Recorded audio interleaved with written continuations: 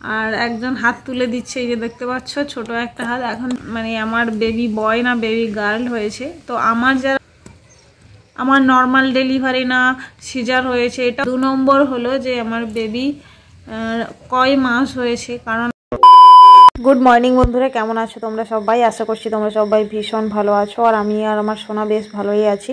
আজকের ভিডিওটা একদম সকাল থেকে শুরু করেছি, মানে একদম ঘুম থেকে উঠেই শুরু করেছি। আর নতুন একটা ভিডিওতে তোমাদের অনেক অনেক স্বাগত জানাই। তো বহুত দিন পর আমি তোমাদের সঙ্গে একটা ডেইলি ব্লগ শেয়ার করছি। আর আজকের ডেইলি ব্লগটা আমি সকাল টাইমটাতে আমার কেমন কাটে এখন বেবি হওয়ার পরে, তো সেটাই একটু শেয়ার করব। আর আজকের ভিডিওর থাম্বনেলে দেখে অবশ্যই তোমরা কিন্তু বুঝে গেছো যে আজকের ভিডিওর টপিকে কি থাকছে। তো তোমরা কিন্তু পুরো ভিডিওটা স্কিপ না করে দেখতে থাকো, অবশ্যই সব কিছুটা জানতে পারবে। আর এখন বাজে 6:43। আমি 6:43 দেখার পর ভিডিওটা অন করেছিলাম। যাই হোক, সকাল থেকে ঘুম থেকে ওঠার পর ফার্স্ট যে কাজটা না করলেই সারাদিনের কোনো কাজ মানে ঠিকঠাক করে করতে পারে না, সেটা হলো বিছানাটা গুছিয়ে রেডি করে রাখা। কারণ সত্যি কথা বলতে যে এটা আমার সবসময়ের জন্য এই কাজটা যদি আমি না করে আলাদা কোনো কাজ করি, আমার কোনো কাজে মন লাগে না, ঠিক আছে। তার জন্য আমি ফার্স্ট উঠে জলটা খেয়ে তারপর কিন্তু আমি বিছানাটা গুছিয়ে রাখার চেষ্টা করি। তো আরেকটা কথা যে এখন মানে আমার আগে আমার সোনা কিন্তু উঠে পড়ে। ও কখন ওঠে আমি সত্যি যেটা যে জানি না, তোমরা হয়তো বললে বিশ্বাস করতে পারবে না। ও আমাকে ডাকলে তারপর আমি উঠি, মানে ও কখন ওঠে সত্যি আমি কোনোদিনও জানতে পারি না। আর তার জন্য এই বালিশগুলো দেখেছো যে একদম ধারে ধারে দিয়ে রেখেছি, কারণ এখন তো ও আর সেই শুধুমাত্র শুয়ে থাকে এক জায়গায় এরকম তো নয়, বড় হয়ে গেছে। তো তার জন্য ওই বালিশ দুটোকে ঘিরে রাখি। আর অনেক অনেক সময় আমি এই সাইড করেও ঘুমোই। তো যাই হোক, ও কখন উঠেছে আমি জানি না। উঠে তো ও খেলা করে, ডিগবাজি খায় এধার ওধার করে, মানে পুরো খাটটাতে ও একাই ঘুরতে থাকে। আর তারপর মানে ও ঘুরে ঘুরে তারপর আমি হয়তো যেখানে শুয়ে আছি ও আমার কাছে এসে আমার জামাটা ধরে টান দেবে, তারপর হাত ধরে টান দেবে, তো এই রকম করে।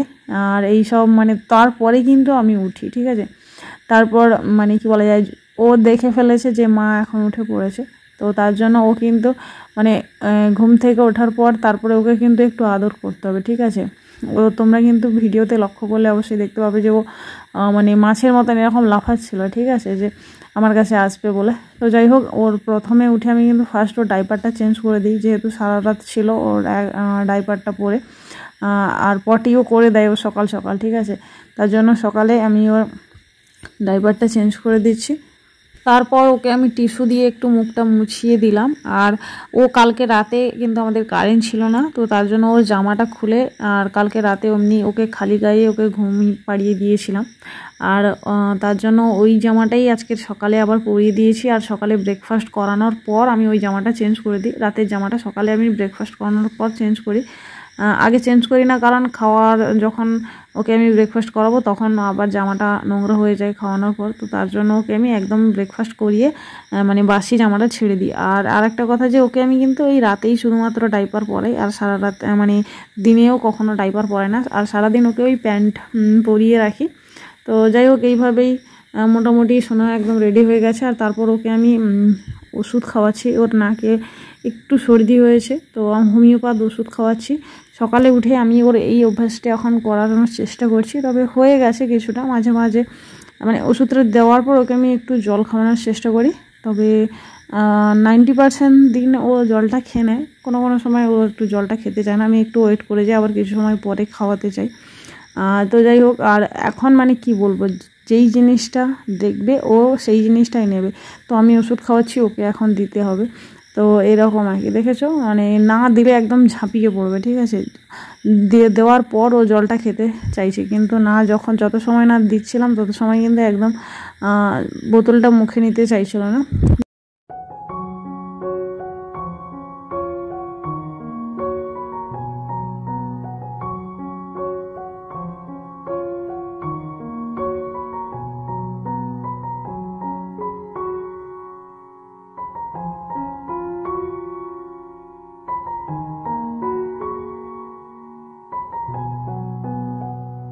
সামনের দাওয়াতে মাদুর পেতে আমি ওকে বসিয়ে দিয়ে এসেছি, ও কিন্তু খেলা করছে। আর আমি এর ফাঁকে চলে এসেছি বিছানাটা ঝেড়ে গুছিয়ে নিচ্ছি।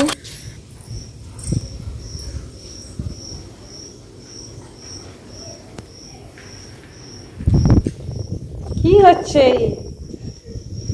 কি করে খেলুক আরোটা একা একা। তো এর মাঝখানে আমি বেশ কয়েকটা কাজ সেরে নিয়েছি। সকালে ওর যে জামা কাপড়গুলো কালকে রাতে ছিল তো ওইগুলো ধুয়ে নিয়েছি, যেহেতু পুকুরে গিয়েছিলাম আর তোমাদের সঙ্গে শেয়ার করা হয়নি। তারপর ঘরটা ঝাঁট দিয়ে নিয়েছি আর তারপর এখন আমি যাব ওর ব্রেকফাস্টটা বানাতে। আর এখন আমাদের এখানে একটু মেঘলা ওয়েদার। আর তো গাইস ও ওখানে খেলছে আর এখন আমি ওর খাবারটা তৈরি করবো, কারণ খাওয়াটা ঠান্ডা হতে অনেকটা সময় লাগবে। আর ওকে আমি বাড়িতে যে হোমমেড সেরিলাক্সটা বানিয়েছিলাম তো ওইটা দেবো। আর হোমমেড সেরিলাক্সটা আমি এরপর যখন আবার তৈরি করবো তোমাদের সঙ্গে অবশ্যই রেসিপিটা শেয়ার করব। তবে আমি এককালীন যেমন কি বলে যে হোমমেড সেরিলাক্সটা বানানোর জন্য অনেক কিছু দিতে হয়, তবে আমি ওর বয়স অনুসারে পরপর বাড়িয়েছি, ঠিক আছে। প্রথমে হয়তো 4-5টা দিয়ে করেছি, তারপর দুটো বাড়িয়েছি, এরকম করে বাড়িয়েছি পরপর। তো কীরকম করেছি সেটা আমি তোমাদের সঙ্গে পরপর শেয়ার করবো। তবে আমার এখনও অনেকটা আছে, ঠিক আছে। এইটার আমি 1 ডেবে করেছিলাম, তো অনেকটা শেষ হয়ে গেছে, এখনও এইটা আছে। তবে এরপরে আমি আবার শেয়ার করব। আর এখন বৃষ্টিকাল পড়ে গেছে, জানি না কী করব। তো তার জন্য ভাবছি যে মানে বাজারেরগুলো একটা নিয়ে আসবো, কারণ বাজারেরগুলো আমি দিতে চাইছিলাম না, বাট এত বর্ষা হচ্ছে জানি না পারবো কিনা। কারণ যা কিছু মিক্সড করি আমি ওটাকে ধুয়ে তারপর আমি রোদে শুকিয়ে তারপর করি, তো তার জন্য হবে না বোধহয়। তো মাঝখানে একটা বাজারেরগুলো আনতেও হবে, কারণ বাচ্চার সঙ্গে সবসময় তো আমরা সব কিছু বাড়ির খাবার দিতে পারবো, সবসময় এটাও সম্ভব হয় না, মাঝে মাঝে আমাদের বাইরের খাবারও দিতে হয়। তো তার জন্য একটা নিয়ে আসবো, কারণ মানে অভ্যাস রাখতে হবে এক কথায় আগে, সব কিছুটা যেন সহ্য করতে পারে, হুট করে যেন না হয়তো আমি বাজারেরটা দিলাম তো ওর তখন হয়তো পেট খারাপ করলো বা কিছু অসুবিধা হলো। তো তার জন্য সব কিছুর সঙ্গে মোটামুটি অভ্যাস রাখতে হবে। তার জন্য বাজারের একটা আনবো। এই সময় বর্ষাকালও সব কিছু মানে তৈরি করতেও একটু অসুবিধা হবে। তো চলো এখন আমি কিভাবে তৈরি করছি সেটা তোমাদের সঙ্গে শেয়ার করি। চলো, তো প্রথমে আমি একটা বাটিতে ঠান্ডা জল নিয়ে নিই, আর ঠান্ডা জলের মধ্যেই আমি ওই সেরিলাক্সটা দিয়ে দিই, 1 চাপা দিয়ে দিই, আর দিয়ে মিক্সড করে নিই। নয়তো গরম জলের মধ্যে দিলে পাউডারগুলো এরকম ডালাও বেঁধে যায়। তো তার জন্য আমি প্রথমে কিন্তু ঠান্ডা জলে মিক্সড করে নিলে ডালাও বাঁধে না আর ভালোভাবে মিক্সড হয়ে যায়।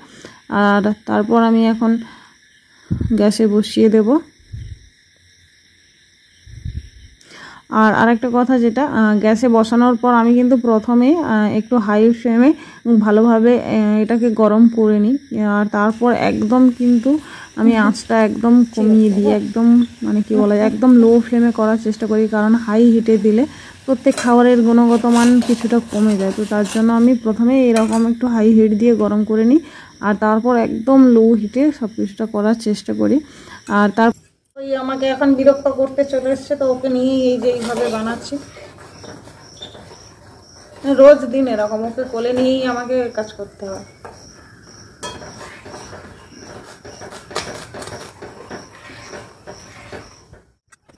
সেরিলাক্সটা এখন হতে থাকুক, আর এখানে আমি আমার কাজ করি। আমি এখনও ব্রাশ করিনি, আর ওকে এই যে এখানে যে চেয়ারে বসিয়ে দিয়েছি, আর তারপর এই যে এখানে আমি ব্রাশও করছি, আর এক হাতে এইটাকে একটু মাঝে মাঝে নাড়িয়ে রাখছি, না হলে নিচে লেগে যায়। তারপর তাড়াতাড়ি ঠান্ডা হওয়ার জন্য আমি এরকম একটা ঠান্ডা জলের বাটির মধ্যে এটা বসিয়ে দিয়েছিলাম, ঠান্ডা হয়ে গেছে। আর আমি কিন্তু অনেকটা পাতলা রেখেছিলাম, আর ওটা কিন্তু ঠান্ডা হয়ে অনেকটা গাঢ় হয়ে গেছে। আর এইখানে দেখো ওর কাণ্ডটা দেখো, আর আমি মানে ও বারবার এই গ্লাসটাকে ফেলে দিচ্ছে, আমি যতবার ওকে কুড়িয়ে দিচ্ছি ও ততবার ফেলে দিচ্ছে, আর নিচে ফেলে দিচ্ছে, তো শব্দ হচ্ছে। তো তার জন্য ওইটা ওর বারবার করতে ভালো লাগছে নাকি আমি জানি না, কিছু না কিছু একটা ফেলে দিচ্ছে, যেহেতু স্টিলের জিনিস শব্দও হচ্ছে। দেখো তোমরা কাণ্ডটা দেখো। তো আমি যদি একদম মানে স্পিড যেহেতু বেশি দিয়েছি, তো তার জন্য তোমরা অবশ্যই হয়তো বুঝতে পারছো খুব দুষ্টু হয়েছে, ঠিক আছে। দেখতে পাচ্ছ এই আমি যতবার কুড়িয়ে দিচ্ছি ও ততবার ফেলার চেষ্টা করছে, যতবার কুড়িয়ে দিচ্ছি ততবার ফেলার চেষ্টা করছে। তারপর ওকে আমি ওই গাড়িটার মধ্যে ওকে শুইয়ে দিই, কারণ এইটাতে শুইয়ে খাওয়ালে বলতো এদিক ওদিক হতে পারে না, সোজা হয়ে থাকে, আমার খাওয়াতে একটু সুবিধা হয়। আর তারপর দেখছো ওকে মানে নিত্য নতুন কোনো না কোনো কিছু একটা হাতে দিতে হবে খেলার জন্য, তাহলে কিন্তু খাবে, না হলে কিন্তু ওকে খাওয়াতে সত্যি ভীষণ কষ্ট হয়। আর তার জন্য দেখেছো আমি এখন আর কোনো কিছু ফেলে দিই না, সব কিছু গুছিয়ে রাখি।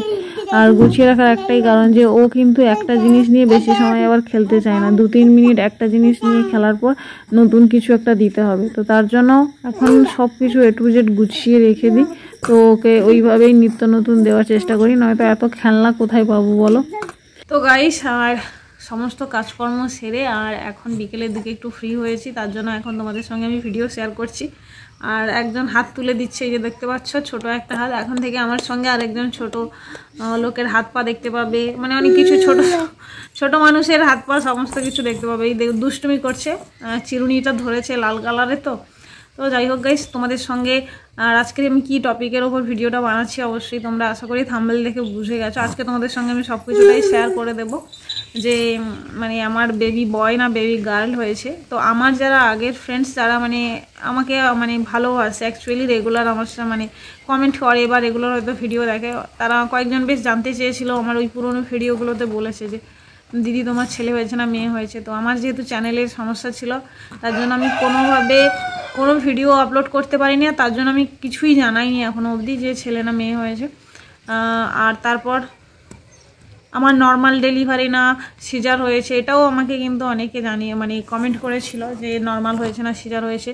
তো যাই হোক, চলো আমি পরপর এক এক করে তোমাদের সব কিছুটা জানিয়ে দিই। আর সত্যি কথা যেটা, যে আমার চ্যানেলের প্রচুর রিচ কমে গেছে, তোমরা প্লিজ সবাই একটু পাশে থেকেও ভালোবাসা দিও, তো তাহলে আবার রিচটা একটু উঠবে, ঠিক আছে? তো প্লিজ সবাই একটু সাপোর্ট করো। আর মানে কি বলবো, আর কিছু বলার নেই। তোমরা যদি আমাকে সাপোর্ট করো তাহলে তো মানে এই ইউটিউব বলো আর সোশ্যাল মিডিয়া বলো, তো তোমাদের ভালোবাসা ছাড়া কোনো কিছুই সম্ভব না। আর যাই হোক, আর সোশ্যাল মিডিয়াও এমন একটা জিনিস, বহুদিন ভিডিও না দিলে বা অ্যাক্টিভ না থাকলে তার রিচ একদম ডাউন হয়ে যায়। ঠিক আমার সাথে সেম হয়েছে, আর আমার চ্যানেলে সমস্যার জন্য হয়েছে।